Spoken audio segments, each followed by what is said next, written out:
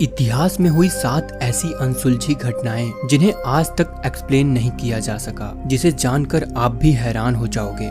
Number 1, साल 1855 में England के डेवन शहर में एक हैरान कर देने वाली घटना सामने आई, जिससे वहां के लोगों के बीच डर का माहौल बन गया। असल में फरवरी की उस ठंडी रात को डेवन शहर में भयंकर बर्फबारी के बाद जब सुबह लोग अपने घरों से बाहर निकले तो उन्हें अजीब से पैरों के निशान पूरे शहर में देखने को मिले। इसमें सबसे चौंकाने वाली बात ये थी कि ये फुटप्रिंट्स जिस डायरेक्शन में चल रहे थे उस डायरेक्शन में आने वाली किसी भी ऑब्जेक्ट को वो पार करके आगे चलते जाते, जैसे घरों की दीवारों पर, घरों की छतों पर, और तो और बीच में आ रही किसी नदी को भी पार करके आगे चलते जा रहे थे। देखते ही देखते ये खबर पूरे शहर में फैल गई और जब इन फुटप्रिंट्स पर जांच की टीम बनाई गई तो पता चला कि ये पैरों के निशान लगभग 160 किलोमीटर तक बन रहे हैं।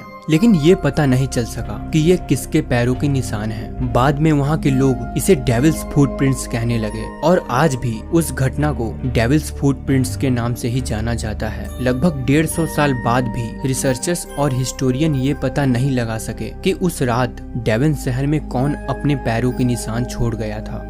नंबर 2, साल 1518 में फ्रांस के स्ट्रासबर्ग शहर में एक अजीब सी बीमारी फैली थी जिसे डांसिंग प्लेग या डांसिंग एपिडेमिक कहा जाता है। इस बीमारी की वजह से लोग पागलों की तरह तब तक नाचते रहते जब तक उनकी मृत्यु नहीं हो जाती थी। और आपको जानकर हैरानी होगी कि इस बीमारी की वजह से लगभग 400 लोगों ने अपनी जान गंवा दी थी। कहा जाता है कि डांसिंग प्लेग की शुरुआत तब हुई जब स्ट्रासबर्ग शहर में ही रहने वाली एक महिला अचानक अपने घर से नाचते हुए बाहर आई और वो काफी देर तक नाचते ही रही, जिसे देखकर कुछ और लोगों ने भी नाचना शुरू कर दिया और धीरे धीरे ये बीमारी काफी फैल गई। लेकिन ये बीमारी थी या महामारी या कुछ और, ये कोई भी नहीं समझ पा रहा था। आखिर लोगों का ऐसे पागलों की तरह नाचने के पीछे का कारण क्या था? कई लोगों ने इस पे अपनी अपनी थ्योरीज दी। कुछ लोगों का कहना था कि इसके पीछे काला जादू है, वहीं कुछ लोग इसे भगवान से जोड़कर देख रहे थे और डॉक्टर्स ने इसे मानसिक संतुलन का बिगड़ना बताया। आखिर डांसिंग प्लेग के पीछे क्या वजह थी, ये आज भी एक अनसुलझी मिस्ट्री है। नंबर 3, यूएस के रोजविल शहर में रहने वाले मैक ब्रेजल 4 जुलाई 1947 को अपने खेतों में एक क्रैश हुए यूएफओ के मलबे को पाते हैं। उन्होंने पहले कभी भी ऐसी चीज अपने लाइफ में कभी नहीं देखी थी और इसीलिए उन्होंने इस क्रैश की खबर अपने एरिया के लोकल शरीफ जॉर्ज विलकॉक्स को देते हैं और विलकॉक्स इस घटना की खबर रोजविल आर्मी बेस तक पहुंचाते हैं, जहां से इंटेलिजेंस ऑफिसर मेजर जेसी मार्शल को क्रैश साइट पर भेजा जाता है, जहां से वो उस क्रैश हुए मलबे को उठाते हैं और अपने सीनियर कर्नल बुच ब्लैंचर्ड को बताते हैं कि उनके पास एक फ्लाइंग सॉसर है और ये न्यूज ऑफिशियली पब्लिक कर दी जाती है कि उन्हें एक फ्लाइंग सॉसर मिला है। लेकिन अगले ही दिन कुछ फोटोग्राफर्स को बुलाया जाता है और जेसी मार्शल पब्लिकली ये बताते हैं कि उनके पास कोई फ्लाइंग सॉसर नहीं है, वो बस एक बलून था। सारे ऑफिसर्स और जिनके फार्म में ये क्रैश हुआ था उन्होंने अपनी स्टेटमेंट बदल ली। लेकिन कहानी अभी खत्म नहीं हुई थी। इस घटना के 31 साल बाद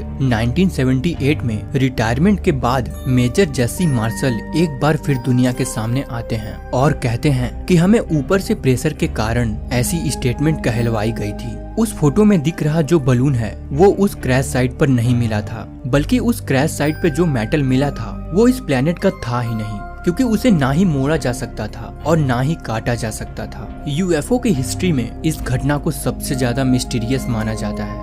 नंबर 4, साल 1923 में अमेरिका के ओरेगन शहर का एक परिवार अपने रिलेटिव से मिलने करीब 4000 किलोमीटर दूर इंडियाना शहर गया और वो अपने साथ कार में अपने पेट डॉग बॉबी को भी लेके गए थे। लेकिन इंडियाना में कुछ डॉग्स ने बॉबी पर अटैक कर दिया और बॉबी उनसे लड़ते लड़ते जंगल में कहीं भाग गया। इसके बाद वो परिवार अपने डॉग बॉबी को ढूंढने की काफी कोशिश करते हैं, लेकिन बॉबी उन्हें कहीं नहीं मिलता और आखिरकार वो बॉबी के बिना ही घर जाने का डिसीजन लेते हैं और अपने शहर ओरेगन वापस आ जाते हैं। लेकिन इसके बाद जो हुआ वो किसी चमत्कार से कम नहीं था, क्योंकि इस घटना के ठीक 6 महीने बाद बॉबी इंडियाना से ओरेगन सिटी पूरे 4000 किलोमीटर का सफर तय करके वापस आ जाता है। इस घटना पर यकीन करना काफी मुश्किल है, लेकिन ये एक सच्ची घटना थी। इसके बाद लोगों ने उस डॉग को बॉबी द वंडर डॉग का नाम दिया नंबर 5, ये कहानी मैरी सेलेस्टी नाम के एक शिप की है जो कि 7 नवंबर साल 1872 में न्यूयॉर्क से इटली जाने के लिए निकला था, जिसमें शिप के कप्तान सहित 10 क्रू मेंबर्स थे। लेकिन ये जहाज अपनी मंजिल तक नहीं पहुंच सका क्योंकि 4 दिसंबर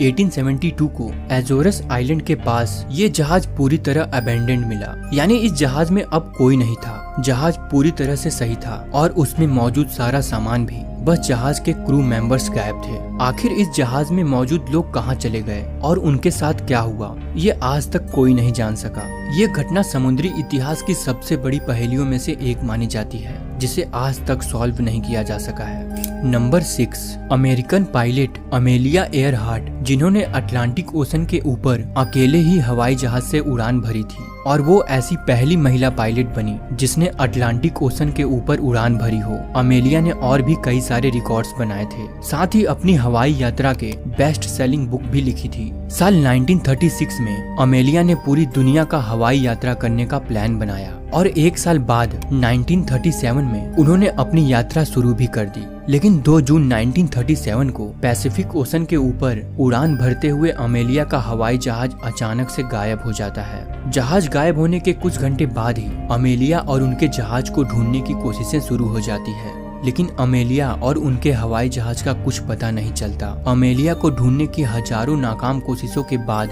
5 जनवरी 1939 को उन्हें मरा हुआ डिक्लेयर कर दिया जाता है। इतने साल बीत जाने के बाद आज तक ये पता नहीं लगाया जा सका कि अमेलिया और उनके जहाज के साथ क्या हुआ था। बहुत से अनुमान लोगों द्वारा लगाए गए, लेकिन उनका अचानक से गायब हो जाना आज भी एक रहस्य बना हुआ है।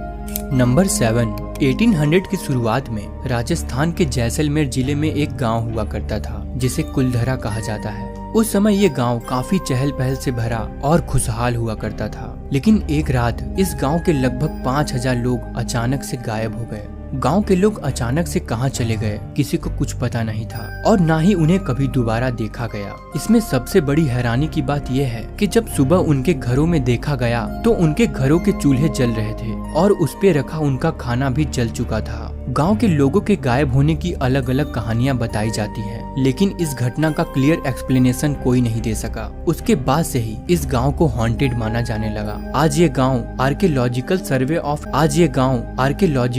ऑफ इंडिया के अंतर्गत आता है। दोस्तों, इसमें से कौन सी घटना आपको सबसे ज्यादा शॉकिंग लगी, हमें कमेंट बॉक्स में कमेंट कर जरूर बताएं और वीडियो को लाइक करने